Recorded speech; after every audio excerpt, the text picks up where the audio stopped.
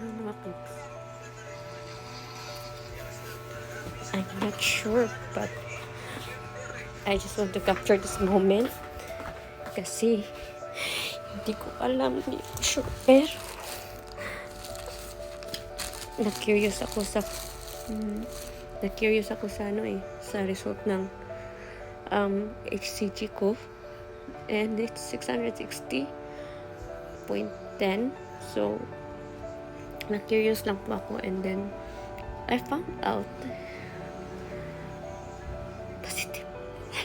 So, wait, hindi ako sure, pero oh my god,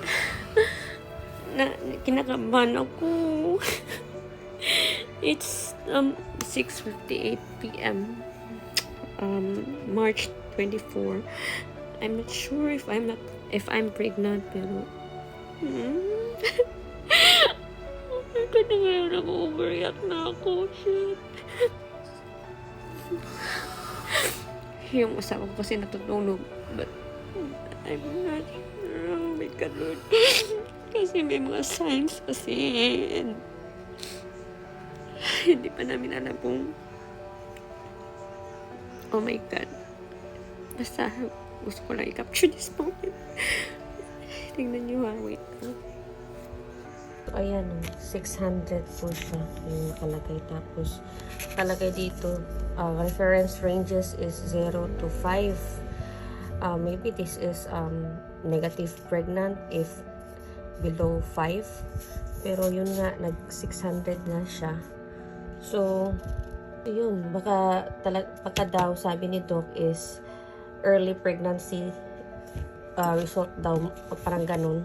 So, kailangan by next week, ako ulit, wait lang. And so, mga peeps, ayan, to be continued tayo kasi nga, gumising yung asawa ko noon that time, and then, ngayon, nag-test na naman ako, and today is March 28, so,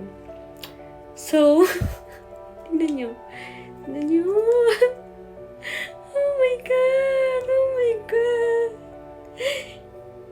hindi ko alam gagawin ko, hindi ko alam kung, oh my god, kasi kailangan ko pa kasi mag-test ulit doon sa yung HCG or yun HCG yata yun. So kailangan ko mag-test ulit kung tumaas ulit yung MI, ano ba yun? Basta hindi ko masyadong basta and I wanna cry. Oh my god, Lord.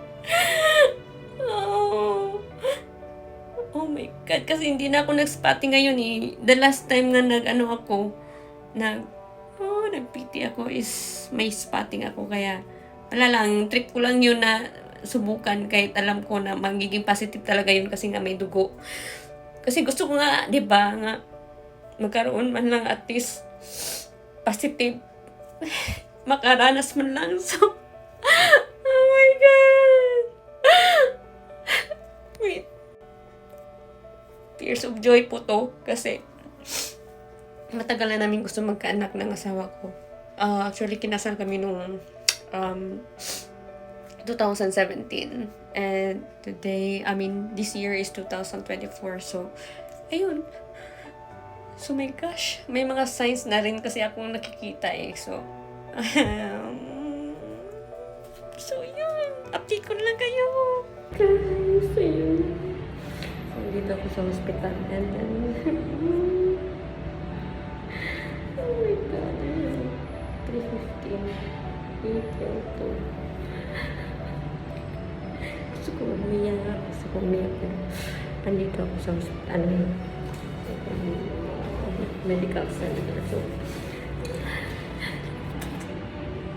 tadang! So, ayan mga peeps. Ang dami kong na-try. And kung ibibigay talaga sa'yo yan, magiging positive talaga yan. So, yun. And the baby is there. Our little baby is coming na. And I hope you guys enjoyed watching my video.